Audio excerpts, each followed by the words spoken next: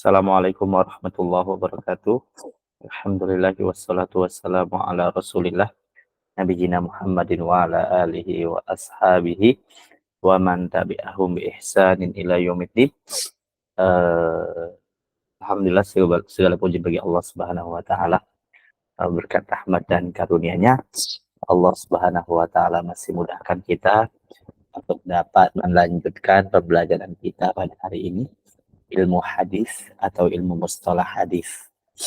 Insyaallah taala kita sudah masuk ke poin 45 di antara yaitu sifat-sifat seorang rawi atau sifat-sifat seorang muhaddis yang tugasnya utamanya adalah menukilkan atau meriwayatkan hadis-hadis Nabi Shallallahu Alaihi Wasallam, memahaminya, mengajarinya, dan menjaga tradisinya terus-menerus sampai akhir zaman, insyaallah.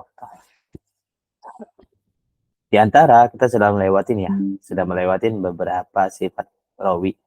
Sebelumnya kita mengatakan bahwasanya di antara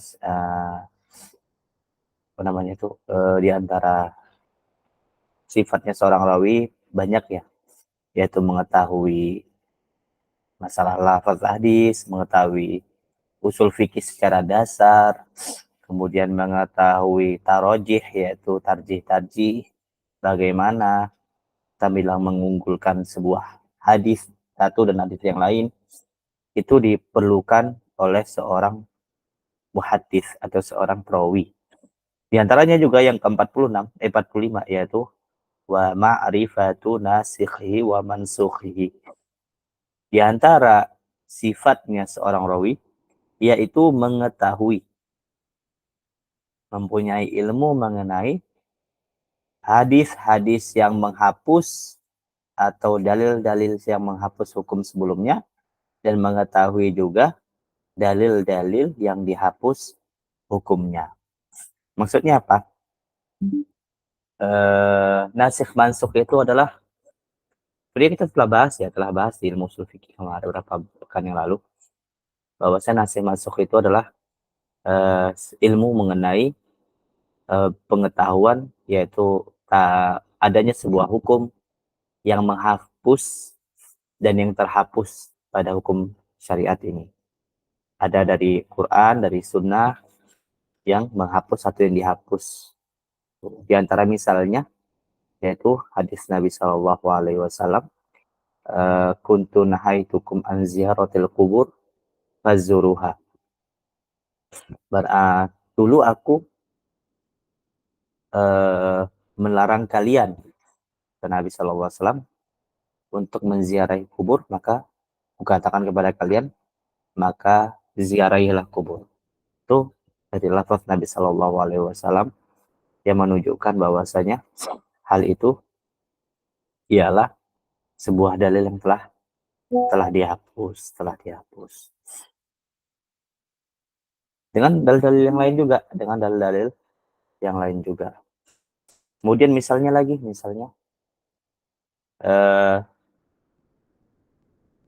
hadis Ibnu Abbas radhiyallahu anhu, Rasulullah pernah beliau mengatakan bahwasanya dahulu ketika Fathul Mekah, Rasulullah sallallahu alaihi wasallam memberikan izin untuk nikah mut'ah selama 3 hari. Yaitu kata Ibnu Abbas, rakhasa Rasulullah sallallahu alaihi wasallam yauma autasin fil mut'ah salatata ayyam. Rasulullah sallallahu alaihi wasallam memberikan keringanan hukum untuk nikah mut'ah, yaitu nikah kontrak kita bilang bahasa sekarang, pada yaumul fath. Itu selama 3 hari. Kemudian ada hadis yang lain yang menunjukkan bahwasanya perbuatan itu, hukum itu dihapus, yaitu hadis yang lain diriwayatkan oleh Imam Muslim, nah Rasulullah sallallahu alaihi wasallam anil mut'ah ila yaumil qiyamah.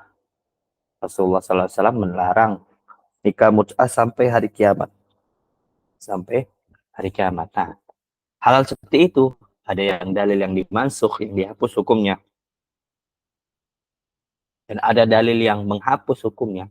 Seorang muhadis harus tahu. harus tahu. Agar apa? Agar dia dapat menyampaikan apa yang didapatnya itu telah terhapus ataupun menghapus. Itu perlu diketahui. Perlu diketahui oleh seorang perawi. Tuh.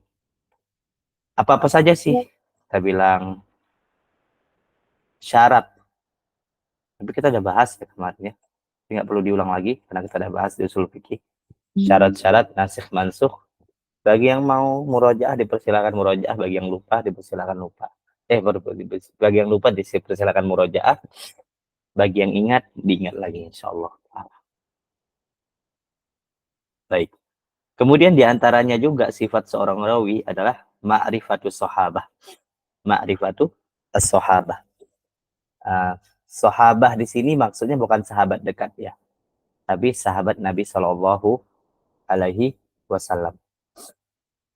Yaitu man laqiyan Nabiya Shallallahu Alaihi Wasallam musliman wa mata ala islamihi. Kemudian kalau sebagian ulama mengatakan walau takhallalat dzalika biriddah alal asah, yaitu seseorang siapa saja yang bertemu kepada Nabi Shallallahu Alaihi Wasallam dalam keadaan muslim, muslim, kemudian dan dia meninggal di atas kemuslimannya, dalam keislamannya, walaupun dia pernah murtad sebelumnya, murtad sebelumnya. Itu tambahan oleh beberapa para ulama. Nah, itu pengertian sahabat, yaitu seorang yang bertemu kepada Nabi Shallallahu Alaihi Wasallam, kemudian dia berislam dan mati di atas keislamannya, kemudian walaupun dia pernah murtad sebelumnya. Karena ada beberapa sahabat, saya lupa namanya, mungkin teman-teman ingat ya, mungkin bisa ditulis di kolom komentar, yaitu beliau masuk Islam, kemudian murtad, kemudian Islam lagi, kemudian Islam lagi. Tapi ada yang berakhir dengan kekafiran, ada yang berakhir dengan Islam kembali. Di antaranya itu ayat itu surah An-Nisa ya. Innal ladzina amanu tsumma kafaru tsumma amanu tsumma kafaru. Artinya itu berapa kali di Islam itu? Innal ladzina amanu, pertama masuk Islam dia. Tsumma kafaru, kemudian murtad. Tsumma amanu, kemudian masuk Islam lagi. Tsumma kafaru, kemudian murtad lagi. Itu menunjukkan bahwa kali-kali dia masuk Islam. Dan itu tetap dinamakan sahabat ya, tetap dinamakan sahabat walaupun dia pernah murtad kemudian Islam lagi. Kemudian dia Islam lagi. Semoga Allah Subhanahu wa taala memaafkan sahabat ini. Baik. Kemudian apa sih gunanya ya kita mengetahui sahabat itu? Di antaranya kita bisa kita bilang memudahkan kita untuk menta'dil rawi. Jelas sahabat nggak perlu dicari lagi biografinya banyak-banyak. Nggak perlu dicari siapa yang menjarahnya, yang tidak perlu dicari lagi siapa yang mentakdilnya. Sudah paham kita semuanya udul. Udul bi itlaq ya, maksudnya udul adil secara mutlak, secara mutlak. Adapun kata udul di sini bukan berarti semuanya terlepas dari dosa, enggak. Tapi udul di sini adalah semuanya kita bilang aman dalam kita bilang perbuatan-perbuatan dosa-dosa yang dapat merusak keadilan mereka. Misalnya mereka muslim secara umum seperti itu, dan mereka soleh dan orang paling soleh secara umum, kemudian tidak melazimkan apa yang dilakukan oleh para sahabat itu pasti benar. Di sini para sahabat maksud saya adalah personalnya. Misalnya ada sahabat yang minum khamar, itu nggak melazimkan minum khamar benar. Ada sahabat yang kita bilang melakukan suatu perbuatan bid'ah misalnya, itu nggak melazimkan perbuatan itu dibolehkan, dan lainnya. Semuanya itu perlu diteliti kembali. Karena para sahabat itu tidak maksum dari kesalahan. Kan tetapi secara umum mereka dipuji Allah Subhanahu wa taala atas kebaikan mereka, dan mereka generasi terbaik yang pernah ada. Yang yaitu karena mereka bersama Nabi Shallallahu alaihi wasallam. Nah, bersama Nabi Shallallahu alaihi wasallam, mereka yang menjaga Nabi Shallallahu alaihi wasallam, dan mereka mendapat tazkiyah dari Allah Subhanahu wa taala, radhiyallahu anhum wa radu'an. Allah meridhoi mereka dan mereka meridhoi Allah Subhanahu wa taala. Itu dia. Kemudian kita mengetahui seorang itu sahabat dari mana. Pertama ya, antaranya adalah ada sahabat yang mengabarkan beliau ini sahabat. Itu salah satunya. Yang kedua, ada ulama yang mengatakan dia sahabat Nabi Shallallahu Alaihi Wasallam. Kemudian cara ketiga kita mengetahui seseorang itu sahabat Nabi Shallallahu Alaihi Wasallam, yaitu dia mengabarkan diri sendiri. Dulu saya bersama Nabi Shallallahu Alaihi Wasallam. Dulu saya pernah melihat Rasulullah SAW. Seperti itu, walaupun tidak secara langsung mengatakan saya adalah sahabat, tapi dulu saya melihat Rasulullah SAW. Dulu saya melakukan ini bersama Rasulullah. Itu sudah melazimkan bahwasanya beliau sahabat Rasulullah Shallallahu Alaihi Wasallam. Kemudian yaitu kita bilang sebagai pengakuan juga diakui oleh sahabat-sahabat yang lain bahwasanya beliau adalah seorang sahabat. Tuh, wallahu ta'ala. Disebutkan oleh Ibnu Katsir seingat saya ya dalam kitab Al-Bidayah wa Nihayah ya. Itu sejumlah sahabat Nabi Shallallahu Alaihi Wasallam itu 124.000 seingat saya ya. 124.000 jumlah sahabat Rasulullah Shallallahu Alaihi Wasallam, kurang lebih. Seingat saya segitu di kitab Al-Bidayah wa Nihayah. Baik. Kemudian para sahabat itu antum harus pahami ya teman-teman sekalian bahwasanya sahabat itu tingkatannya tidak sama semua. Tidak sama semua. Ada yang paling utama seperti Khulafa Rasyidin. Kemudian di bawahnya adalah Al-Mubasysyirin bil Jannah. Kemudian di bawahnya adalah Ahlul Badar misalnya. Kemudian Muhajirin wal Ansor dan seterusnya. Kemudian Ummahatul Mukminin. Kemudian setelahnya. Yang pada hal itu yang hal itu tidak menjadikan para sahabat itu tingkatannya sama. Tapi secara umum, yaitu secara itlak saya bilang bahwasanya para sahabat itu diberikan tazkiyah oleh Allah Subhanahu wa taala, bahwasanya mereka ada orang-orang yang terbaik.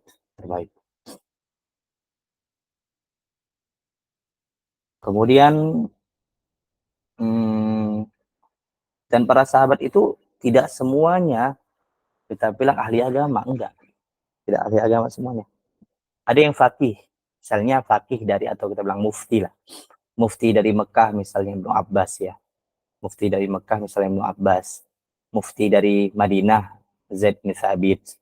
Kemudian mufti dari Kufah Ali dan Ibnu Mas'ud misalnya. Dan banyak lagi yang lain-lain. Mufti dari Yaman Mu'adz bin Jabal. Nah, hal seperti itu enggak mengatakan bahwa saya seluruh para sahabat itu mufti. Tidak, bahkan sedikit loh. Dari jumlah yang ada yaitu 124.000 kalau saya tidak salah. Itu tidak sampai 100. Yaitu ulama dari generasi sahabat. Atau yang perempuan sedikit banget ya. Aisyah, misalnya Hafsah dan semisalnya. Dan tidak semuanya menjadi faqihah, yaitu orang yang faqih dalam agama. Di perempuan enggak semuanya. Begitu juga para sahabat yang laki-laki enggak semuanya faqih. Yang pasti faqih adalah Khulafa Rasyidin. Khulafa Rasyidin keempat itu adalah faqih. Kenapa? Karena para ulama sepakat bahwasanya Khulafa Rasyidin itu adalah mujtahid mutlak semuanya. Mujtahid mutlak, mereka berfatwa, mereka mengeluarkan qoror yaitu peraturan untuk setiap kita bilang pemerintahan mereka dari bidang agama misalnya, itu menunjukkan mereka bagian dari mujtahid mutlak. Baik, nomor 47 wa ma'rifatu atba'ihim, dan mengetahui siapa pengikut para sahabat. Maksudnya di sini adalah tabi'in ya.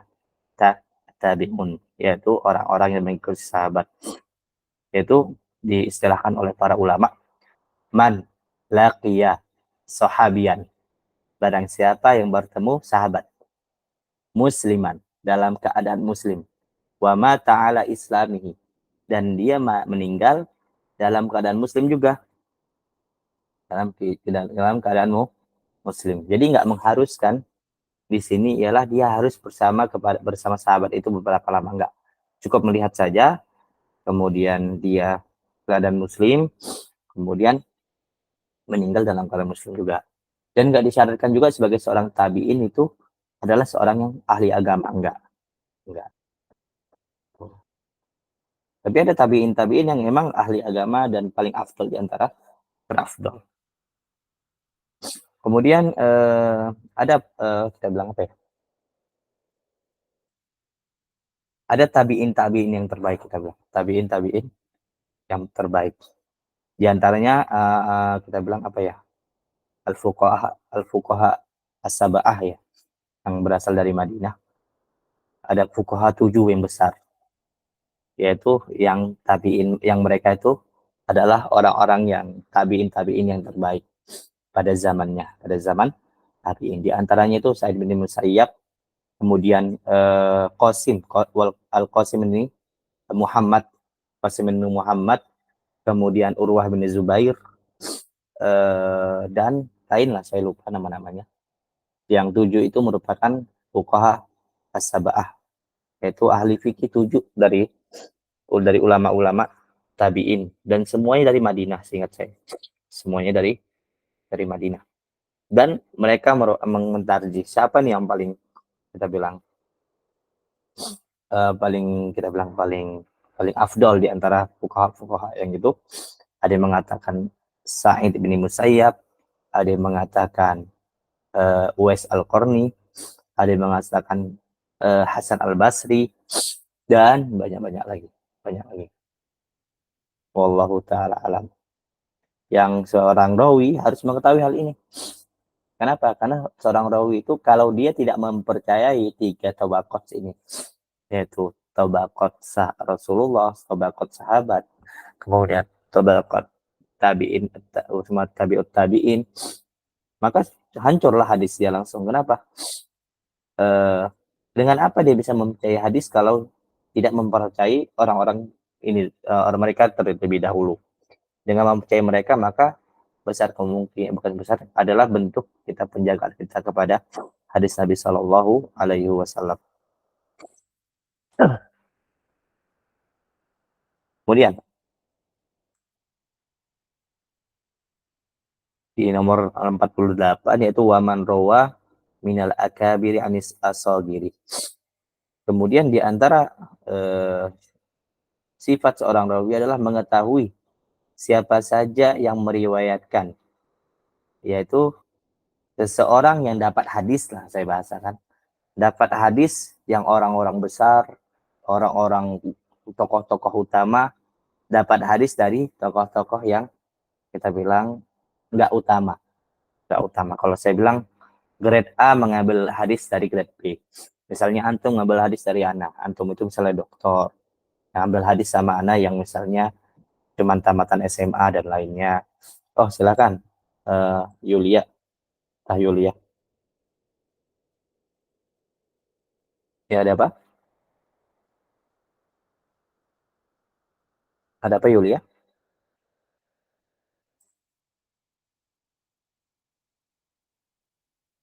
Halo, ada apa Yulia?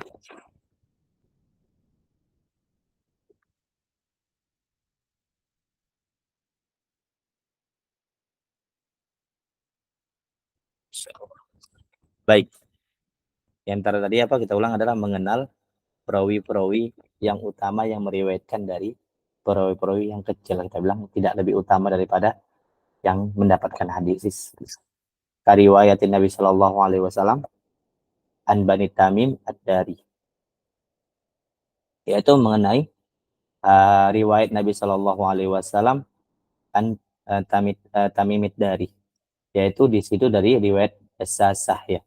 Jassasah meriwayatkan dari Tamim ad-Dari mengenai azan, seingat saya, mengenai azan. Kemudian wasiddiq. Di sini siddiq sini adalah maksudnya adalah Abu Bakar As-Siddiq yang meriwayatkan hadis yang didapatkannya dari Umar bin Khattab. Umar bin Khattab. Jadi Abu Bakar kan lebih utama daripada Umar. Umar. Kemudian Tamim Ad-Dari lebih utama daripada Jassasah. Yang dua hal itu menunjukkan bahwasanya mereka mengambil hadis walaupun kepada orang yang kalau saya bilang lebih rendah nggak cocok. Grade-nya lebih bawah di bawah grade dirinya sendiri. Sebagaimana dikatakan oleh para ulama ya, la yakunu rajulu muhaddisan hatta ya'khudha amman fawqahu wa mislahu wa dunahu. Seseorang itu tidak dikatakan seorang muhaddis yang kompatibel lah kita bilang, muhaddis yang profesional sampai dia mengambil ilmu dari orang yang grade-nya di atasnya. Itu misalnya dia ngambil ilmu dari syekh yang di atasnya lebih berilmu dan mengambil ilmu dari orang yang semisal dia akron kita bilang, orang-orang selevel dengannya, atau mengambil ilmu dari orang yang di bawahnya misalnya dia ngambil ilmu dari muridnya kah dan lainnya. Jadi ini sebenarnya nggak terbatas kepada ilmu hadis saja ya. Tapi kepada siapa saja, kepada ilmu apa saja. Ilmu apa saja, apalagi ilmu agama, jelas kebenaran itu tidak dinilai dari namanya person, tapi kebenaran itu dinilai dari objeknya, apa yang dibahas, apa yang dikatakan itu. Dan bukan berarti juga kita nggak beradab ya. Tetap kita harus sadar diri, lebih banyak berkaca diri. Kalau kita lebih kecil kedudukannya dari orang yang kita rasa salah, kita sadar diri dulu. Selebih banyak kita meneliti apakah kita salah, kenapa ustadz kita ini atau orang yang ilmu yang tampaknya lebih tinggi daripada kita ini kok salah, apa kita yang salah paham. Lebih banyak kita introspeksi diri. Kalau emang beneran kita benar dan dia salah, maka husnuzon misalnya mungkin aja salah ngomong, mungkin dia lupa, mungkin dia keseleo lidahnya dan lainnya. Kemudian diusahakan setelah itu memberikan nasihat. Dan kepada orang-orang yang berada di atas, yaitu ilmunya lebih tinggi daripada orang yang menasihatin, kita harus lebih berlapang dada. Kita harus nuzon. Mungkin aja memang ilmu kita yang sedikit, tapi orang menilai kita ilmunya pak besar, ilmu kita besar. Rupanya ilmu kita sebenarnya itu sedikit, nggak ada apa-apanya dari ilmu yang orang yang mengingatkan kita. Kita mungkin dikenal berilmu banyak dan lainnya, dikarenakan tokoh terkenal nama kita, tapi secara ilmu kepastian banyak nggak belajar, mungkin saja orang yang menasihati kita itu lebih sama pada diri dan teman-teman kalian. Di sini kan masya Allah ya, antum sebagian ada yang jadi ustadz di sini ya. Ana nasihatin nih tambahan kepada antum sekalian.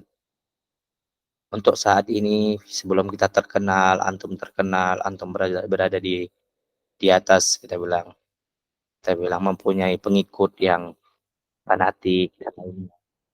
Harus usahakan dari sekarang itu banyak-banyak mendengar nasihat, banyak-banyak mendengar teman, kemudian banyak-banyak kita selalu dikritik.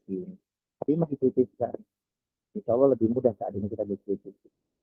Kalau dikritik diterima, diteliti, bukan langsung serang langsung. Ya kah? Suaranya kecil sekali. Yang lain gimana? Abas emang kecil banget atau gimana? Atau Hanif? Ini Gimana? Ustaz, jelas Ustaz, tapi kadang kadang jadi kecil Ustaz. Oh gitu. Baik. Kalau kalau emang bermasalah, kabarin aja. Kabarin aja. Kabarin aja, nggak apa-apa. Barakallahu fiik. Jadi nasihat Anda tadi kembali ya, bahwasanya kalau antum tuh masih di bawah, kita bilang belum sampai terkenal, belum sampai punya jamaah fanatik, belum sampai nama antum besar. Banyak-banyaklah di namanya dikritik. Banyak-banyaklah bukan mengkritik antum tapi dikritik. Banyak-banyaklah buka-buka kesempatan orang untuk mengingatkan kita kalau kita salah. Agar apa? Itu biar memupuk diri kita tidak besar diri ketika sudah besar nama kita. Antum kan nengok fenomena ya, teman-teman sekalian. Itu beberapa ustadz-ustadz misalnya, beberapa dai misalnya. Itu ketika diingatkan susah banget untuk yang namanya ngaku salah. Ngaku salah aja susah. Jangankan ngaku salah. Menerima atau mendengarnya nasihat orang lain aja itu susah. Itu kesalahannya dari awal. Kenapa? Dari awal? Karena dari awal juga nggak terima namanya kritik. Coba dari kecil namanya, kemudian ketika membesar, ketika dari kecil namanya belum terkenal, itu banyak dikritik, kemudian menerima kritik, kemudian banyak diskusi. Insya Allah, anak ustazah, anak yakin orang-orang seperti itu nanti akan nggak ada. Maksudnya dia sudah terbiasa dikritisin, dia terbiasa dia diberikan nasihat, kemudian sudah biasa dia diluruskan kesalahannya dan sudah terbiasa minta maaf kalau salah. Itu menjadikan ketika ada besar hal itu terbiasa. Sama seperti anak-anak ketika tidak diajarkan dari kecil sopan santun akan terbiasa sampai besar sopan santunnya nggak ada. Kemarin tuh saya dapat aduan dari teman kita di usul fikih ini juga ya. Insya Allah beliau katakan bahwasanya ada anak yatim yang diasuh orang tuanya dari 1 tahun. 1 tahun itu kan artinya belum belum berakal ya. Artinya apapun yang kita buat bakal diikutinya, saya bilang. Itu sekarang umur 8 tahun kurang ajarnya minta ampun kepada orang tua asuhnya. Orang tua asuhnya.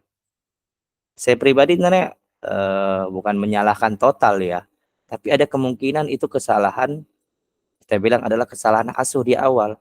Karena anak umur 1 tahun itu tidak mungkin cakap kotor. Artinya emang ada kesalahan dari pendidikan di awal. Itu dibiasakan atau dibiarkan cakap kotor, kemudian dibiarkan melawan kepada orang tua.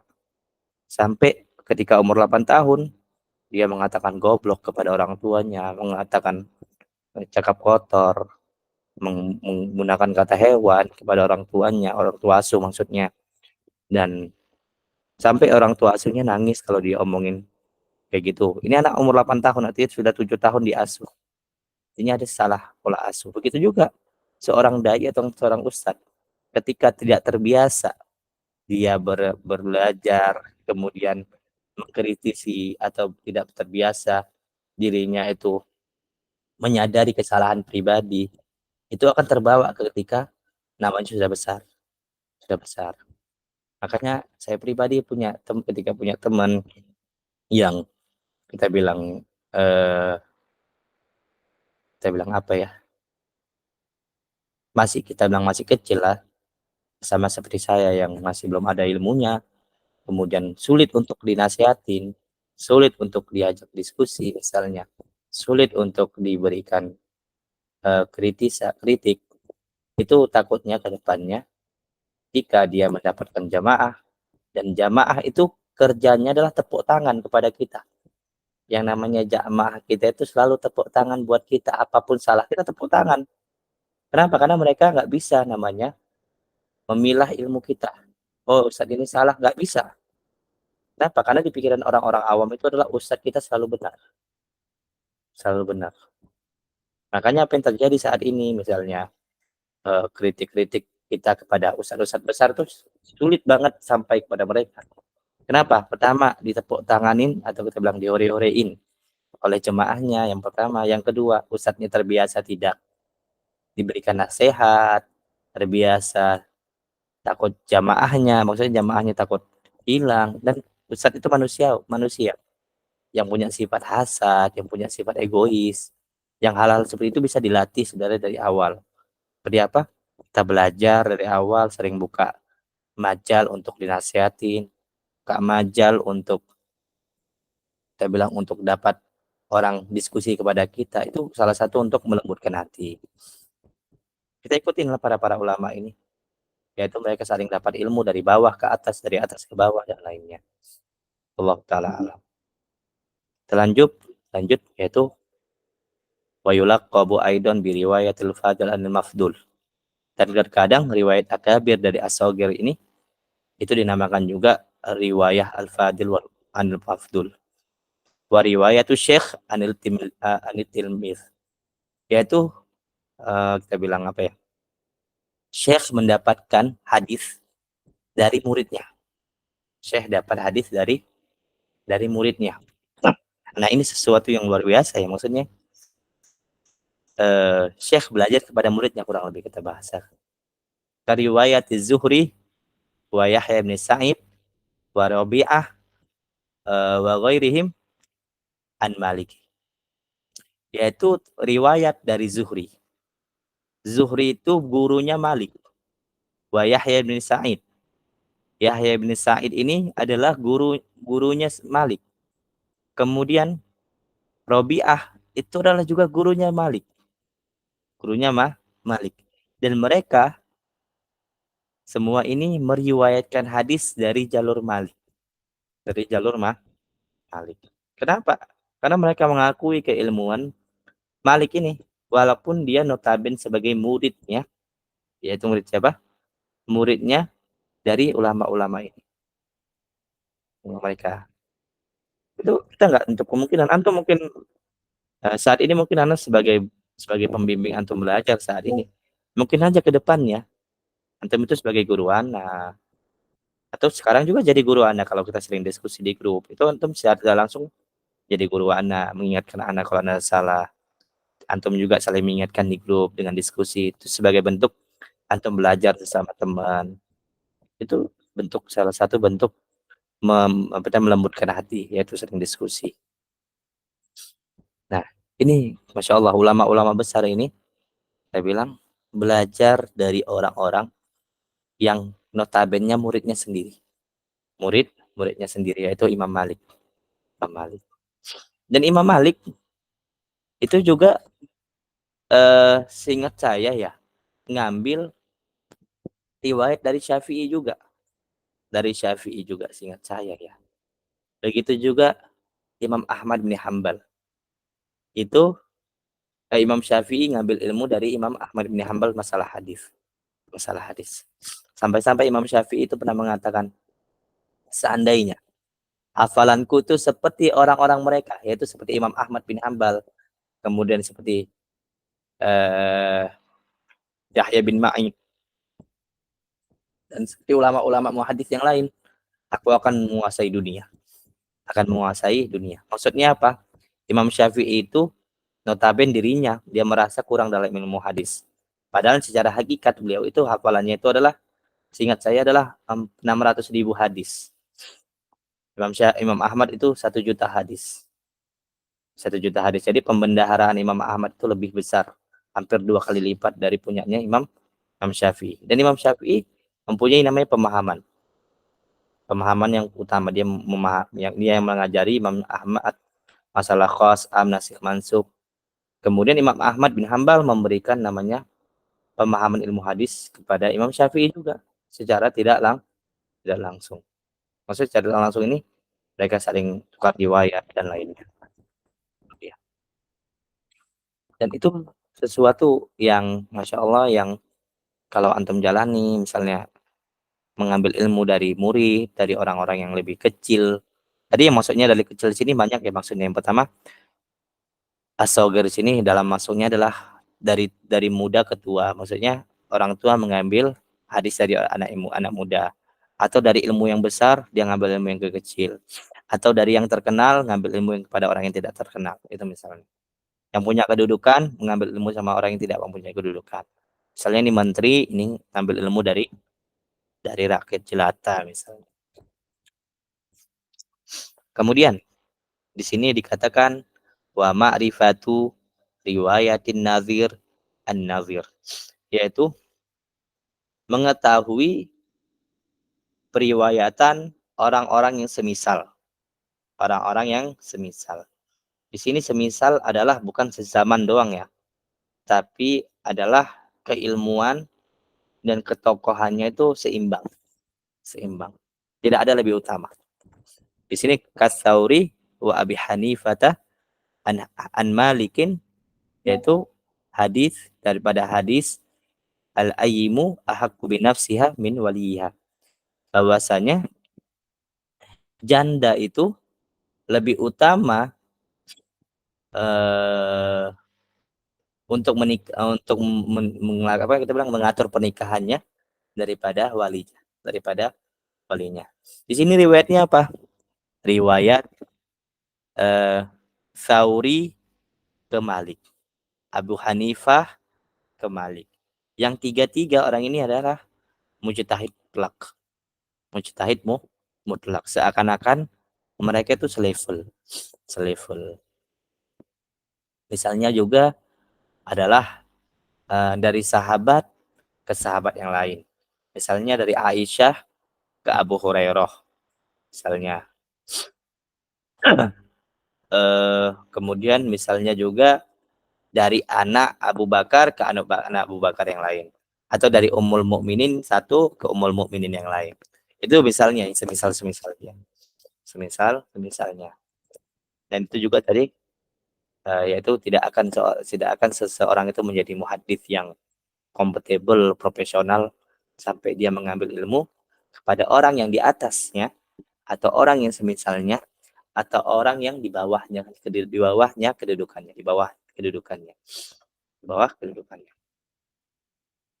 Baik, kita lanjut. Wa ma'rifatu riwayatil aba anil abna, yaitu mengetahui hadis yang dia bapaknya itu mengambil hadis dari anak-anak mereka. Bapak-bapak ngambil hadis dari anak-anak mereka. Ini maksudnya adalah ada bapak yang meriwayatkan hadis dari anaknya, dari anaknya.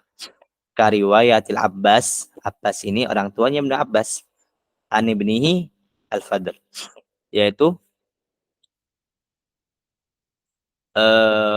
mengenai kita bilang dari Abbas kepada anaknya, yaitu Ibnu Abbas.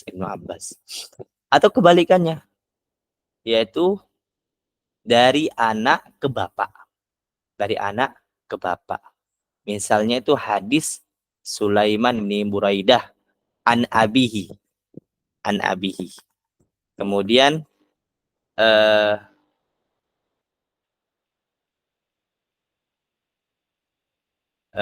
hadis apa tuh yang sering an abihi an jaddihi? Lupa. Amr bin Syuaib ya, kalau nggak salah ya. Bener ya? Ada yang ingat hadisnya? An Amr bin Syuaib an abihi an jaddihi. Itu dia. Dari anak ke bapak, dari bapak ke kakeknya. Itu juga riwayatul aba an abna, dan akesnya riwayatul abna anil aba. Nah, hal seperti itu juga menunjukkan harus kerelaan hati. Bapak ngambil ilmu sama anak. Kalau anak ngambil ilmu sama bapak itu biasa. Tapi kalau bapak ngambil ilmu dari anak, itu perlu kerelaan hati yang luar biasa. Dan berapa banyak ya orang tua itu egois. Mau dia aja benar, mau dia aja merasa pintar. Tapi sebenarnya banyak hal yang perlu diperbaiki dari hal itu. Kita lanjut. Saya katakan di sini, wa kadza riwayatul an walidiha. Begitu juga mengenai hadis orang tua, yaitu ibunya mengambil hadis dari anaknya. Dari anaknya.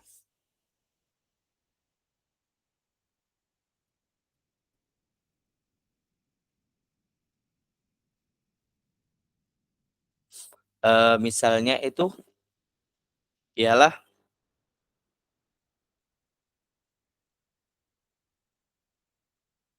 siapa ya? Saya lupa ya.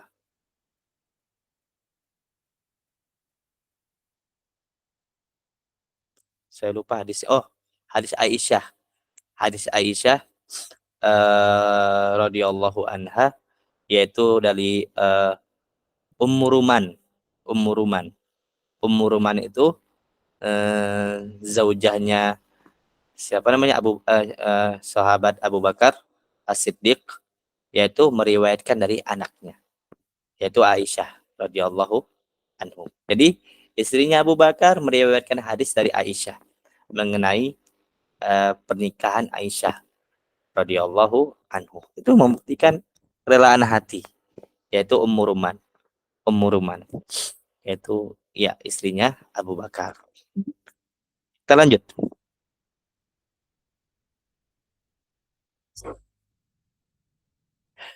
Kemudian ada namanya itu wa ma'rifatu al-mudabbaj, yaitu mengetahui riwayat mudabbaj. Apa itu mudabbaj? Wa huwa riwayatul aqran ba'dihim an ba'd, yaitu riwayat dari orang yang sezaman, bisa riwayat dari orang-orang yang kita bilang ya sezaman, begitu bagusnya, sezaman. Ba'dihim an ba'd, yaitu mereka saling meriwayatkan. Misalnya kalau zaman sekarang Ustadz Hanif meriwayatkan ke Ustadz Asrul misalnya. Itu saling meriwayatkan kedua-dua itu namanya akron atau mudabbaj. Mudabbaj. Saling meriwayatkan.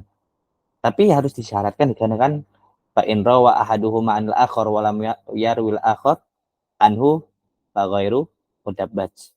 Yaitu jika yang meriwayatkan cuma satu sisi doang, misalnya Hanif doang, Asrulnya kagak, maka tidak dinamakan mudabbaj. Tapi harus dua-duanya saling meriwayatkan. Saling meriwayatkan. Itu dia. Baik, kita lanjut.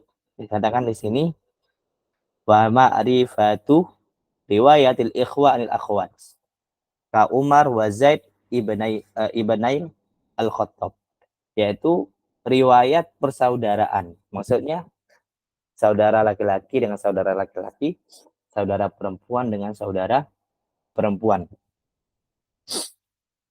Kita misalkan di sini adalah Umar dan Zaid. Yang keduanya itu adalah anaknya si Khattab.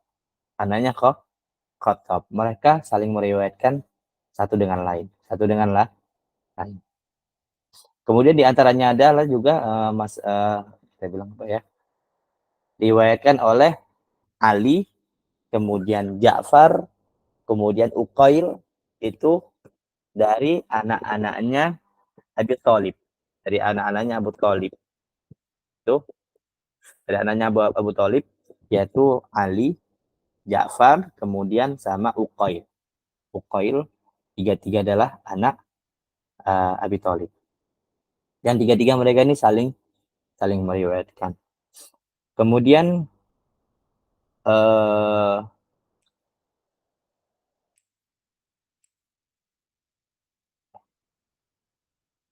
ya. Kemudian ada juga ya, diantaranya itu ada Suhail, Abdullah, kemudian Muhammad, itu meriwayatkan dari bapak mereka, yaitu namanya Abu Solih. Abu Solih, sama satu lagi Solih, sama satu lagi Solih. Ada empat anaknya meriwayatkan, saling meriwayatkan satu sama lain, dan bapaknya adalah Abu Solih. Oke, Anda tanya sama antum. Misalnya Malik bin Dinar, Abdullah bin Dinar sama Amr bin Dinar, itu saudaraan enggak? Abdullah bin Dinar sama Amr bin Dinar, Umar bin Dinar, Umar bin Dinar. Satu saudaraan enggak? Ada yang tahu? Tidak saudaraan ya. Jadi kalaupun namanya sama Malik bin Dinar, Umar bin Dinar, itu enggak melazimkan orang tuanya sama, enggak. Itu orangnya berbeda. Orangnya berbeda. Baik. Terakhir, hari ini agak cepat belajarnya. Ya. Kemudian dikatakan di sini ialah yang ke-53, manistaraka anhu fi riwayah isnan taba'ada ma baina wafataihima, yaitu riwayat dari orang yang saling kita bilang terikat dalam satu riwayat, yang dua orang ini berjauhan waktu wafatnya. Berjauhan waktu wafatnya. Kasarot, yaitu sarot. Sarot ini kita bilang apa ya? Meriwayatkan hadis kepada dua orang muridnya, yaitu Bukhari dan Khaffaf. Bukhari dan Khaffaf, kalau saya cari ya, Sarot ini meninggalnya pada tahun 313. Kita tulis di sini, mana tulisan? 313. Kok di situ? Sebentar ya. Mana ya? Oh, balik nggak salah. 313. Kenapa di sini? 313. Kemudian Bukhari itu meninggal tahun 256 Hijriah. 256 Hijriah. Kemudian Khaffaf itu meninggal tahun 395. 395. Nah, antum lihat perbedaan kedua ini. Berapa tahun perbedaannya? Disebutkan gini. Wa baina wafatayhima. Duh, kenapa nih? Pas. Nah, wa baina wafatayhima mi'atun wa sab'una wa thalathuna au aksar. Perbedaan dari kedua orang ini, yaitu Imam Bukhari dan Imam Al-Khaffaf, itu adalah 137 tahun. 137 tahun. Perbedaan antara keduanya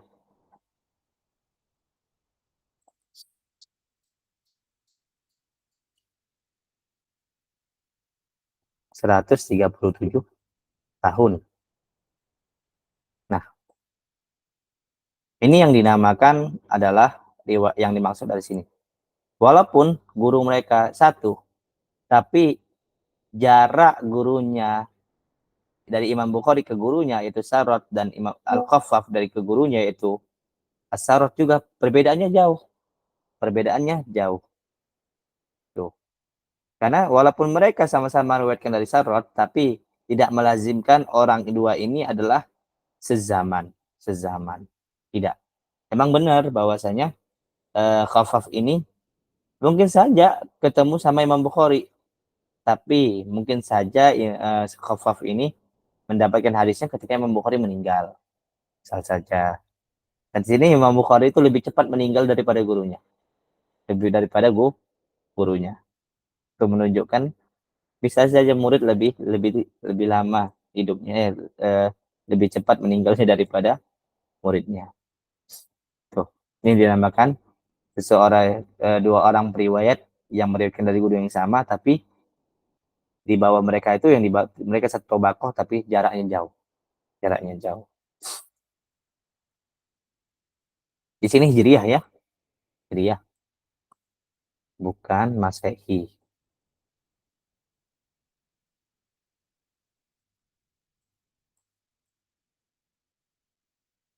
Tuh, Allah Ta'ala. Kemudian dikatakan setelahnya, poin ke-45, wa man lam yarwi anhu illa wahidun minas sahabati faman ba'dahu ka Muhammad bin Safwan lam yarwi anhu Sya'bi. Sya'bi. Yang itu di sini dikatakan di poin ke-45 54 bahwasanya apa? Ada sahabat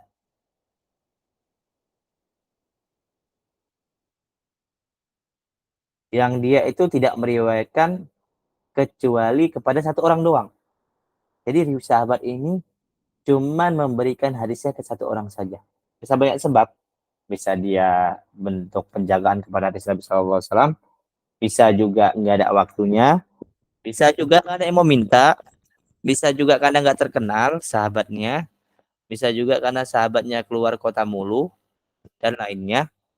Yang menjadikan hadis ini diriwayatkan oleh satu orang doang, yaitu Sya'bi. Sya'bi doang. Dan tidak ada yang meriwayatkan hal itu kecuali Sya'bi doang dari Muhammad bin Safwan. Itu dia. Baik. Mungkin sini saja kita pembelajaran hari ini. Mungkin teman-teman sekalian ada yang mau ditanyakan atau didiskusikan, dipersilakan.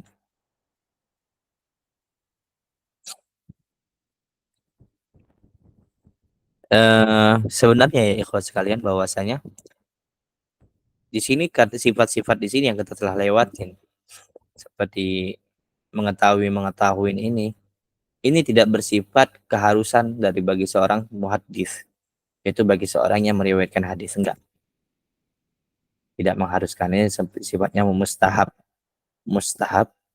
yaitu agar dia mengetahui perbedaan-perbedaannya untuk mentahamul wal ada, enggak mensyaratkan semua ini secara full, hanya bersifat mustahab.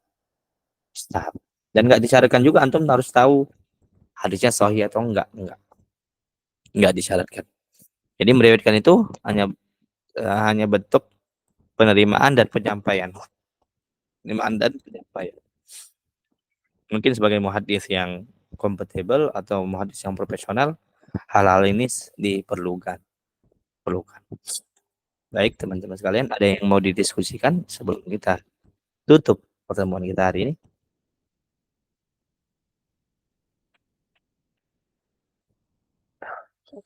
Uh, ada kemungkinan ya pekan depan kita nggak belajar ya, atau mungkin kita belajar tapi dipercepat waktunya hari Kamis sama Jumat. Qadarullah ya, bukan saya hari Sabtu dan Ahad itu ada ngisi daurah, kemudian di Ahadnya itu ada ngisi dars, ada 5 dars saya isi hari Ahad. Jadi takutnya saya bilang tepar, saya ngedrop saya takutnya kalau penuh banget, karena Sabtu ada daurah, Ahad juga daurah, Ahad juga banyak ngisi. Kalau emang mau kita pindahkan ke hari Kamis, karena hari Kamis libur katanya, insya Allah katanya libur ya. Wallahu taala alam. Mungkin demikiannya pembelajaran kita hari ini.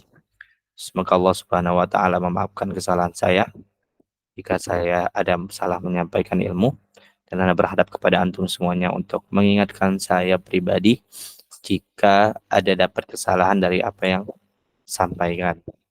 Baik, kita tutup dengan doa kafaratul majelis. Subhanakallahumma wa bihamdika asyhadu an la ilaha illa anta astaghfiruka wa atubu ilaik. Assalamualaikum warahmatullahi wabarakatuh.